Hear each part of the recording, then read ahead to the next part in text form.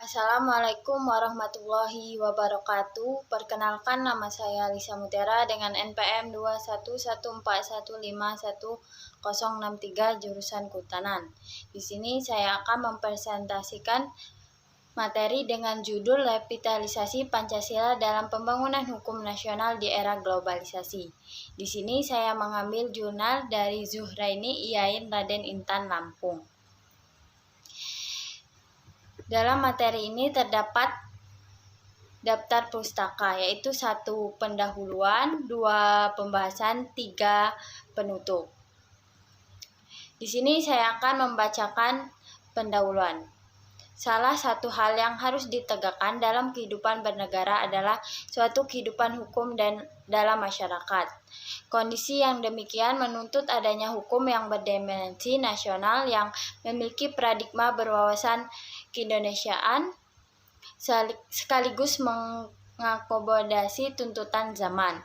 Sehubungan dengan hal itu, maka membangun hukum Indonesia tidak bisa dilepaskan dari pembangunan suatu hukum yang berstruktur Indonesia. Perkembangan masyarakat yang semakin intensif seiring dengan perkembangan teknologi, informasi, dan komunikasi telah menyebabkan terjadinya pergeseran dalam nilai-nilai keberlakuan di masyarakat. Masyarakat pada akhirnya mencerminkan adanya keberlakuan nilai-nilai baru tersebut dan tata cara nilai-nilai tentang perdagangan bebas dan persaingan usaha yang semakin tajam. Globalisasi telah menimbulkan dampak di berbagai bidang. Ada kecenderungan munculnya negara tanpa batas dan soft nation state. Dibutuhkan pemahaman baru manakala dihadapkan pada kondisi yang sedang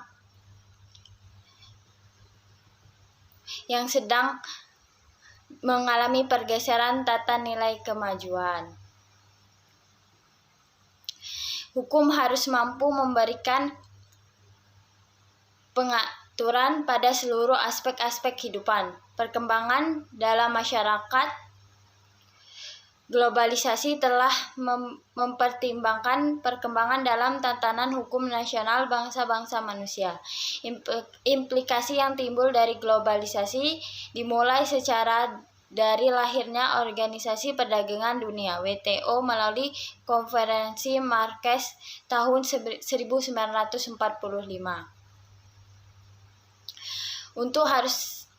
Untuk itu harus dihindari pendekatan terhadap Pancasila yang dilakukan di masa lalu, yaitu Pancasila dibiarkan secara ideologis, normatif, dan formal, sehingga mengenai Pancasila lebih otentik dan fungsional. Maka disarankan untuk memulai elaborasi konkret menuju suatu tantangan yang berlandaskan Pancasila. Ketertiban adalah suatu kesenambungan antara penciptaan orde formal dan orde spontan. Pada akhirnya harus mampu tercipta kondisi berpaduan harmonis antara nilai-nilai globalisasi yang telah memberikan pengaruh terhadap kedaulatan negara dan struktur politik, ekonomi, dan sosial yang telah ada dengan muatan tantangan nilai dalam Pancasila. Produk perundang-undangan terkadang banyak mengandung muatan nilai global sebagai suatu implikasi yang terbantahkan akses yang harus ada dari kondisi tantangan nilai yang telah mengglobal. 2. Pembahasan. Perkembangan hukum tuntutan globalisasi. 1. Hukum adalah juga bangunan ide, kultur, dan cita-cita keterpurukan hukum di Indonesia. Lebih dikarenakan penyingkatan hukum sebagai rule of law bahwa tanpa melihat sebagai rule of formality. 2. Globalisasi menyisakan fenomena kehidupan antara negara yang nyaris tanpa batas. Sangat naif kalau penolakan hadirnya hukum modern semata-mata karena tak bercirikan keindonesiaannya. 3. Komponen struktur adalah bagian yang bergerak dalam satu mekanisme, misalnya pengadilan. 4. Secara politik hukum bila ditelaah Undang-Undang 1945 mengamanatkan konsep pembangunan hukum nasional, yaitu tata hukum baru yang akan disusun di kemudian hari yang memahami cita-cita hukum nasional yang tidak terlepas suasana kebatinan Undang-Undang 1945. 5. Hukum yang dimaksud adalah hukum asli rakyat Indonesia yang selaras dengan pandangan hidup rakyat Pancasila, yaitu hukum adat. 6. Hukum itu jiwa rakyat. Demikian teori yang dikemukakan Friedrich Karl von Savigny. Yang perlu digiatkan adalah menggali mutiara nilai hukum dalam kandungan kehidupan rakyat. 8. Cita rasa pikiran bahwa hukum bangsa Indonesia yang seasal dengan suku bahasa Melayu adalah hukum adat.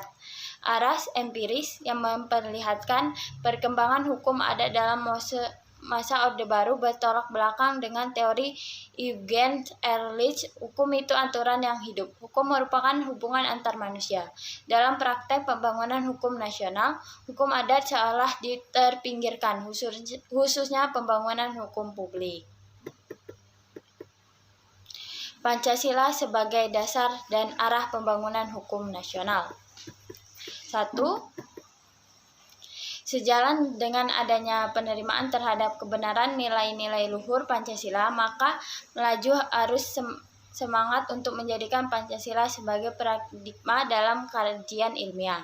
Indonesia sebagai negara merdeka yang secara tegas dinyatakan dalam pembukaan Undang-Undang 1945, berkepentingan untuk meninggalkan sistem hukum kolonial Belanda, dengan upaya membangun nilai kembali sistem hukum yang sesuai dengan nilai-nilai Pancasila. 3. Budaya hukum ini adalah terhadap nilai-nilai yang berhubungan dengan hukum dan proses hukum. 4. Kultur hukum juga mencakup opini, kebiasaan, cara berpikir dan cara bertindak, baik dari para penegak hukum maupun masyarakatnya. 5. Budaya hukum yang berisi nilai-nilai luhur yang diyakini kebenarannya oleh segenap komponen bangsa dan bagi bangsa Indonesia. 6. Hukum yang ada sejak semula diharapkan menjadi aturan main real life game, ternyata tidak mampu berbuat apa-apa, bahkan memiliki kecenderungan semakin tertinggal. 7. Pembangunan hukum yang mempunyai banyak aspek dan karena itu cukup rumit. 8. Kehadiran hukum di tengah-tengah masyarakat yang jelas menghasilkan berbagai macam pendapat. 9. Pancasila secara utuh harus sebagai suatu national guidelines, sebagai nasional standar, norma definisi. 10. Pembangunan hukum di Indonesia pada saat sekarang memerlukan arah dan masukan yang memberi nilai tambah yang sangat diperlukan untuk mengatur kehidupan berbangsa dan bernegara yang tertib, teratur, dan berkeadilan, disampingkan melindungi hak-hak asasi manusia. 11. Pada era global, pembangunan hukum ditandai dengan kecenderungan tuntutan kebutuhan pada pasar yang dewasa ini semakin mengglobal. 12. Pembangunan hukum yang tertuju pada kehidupan perekonomian di era globalisasi mampu mengarah dan memfokuskan diri pada aturan-aturan hukum yang diharapkan mampu memperlancar.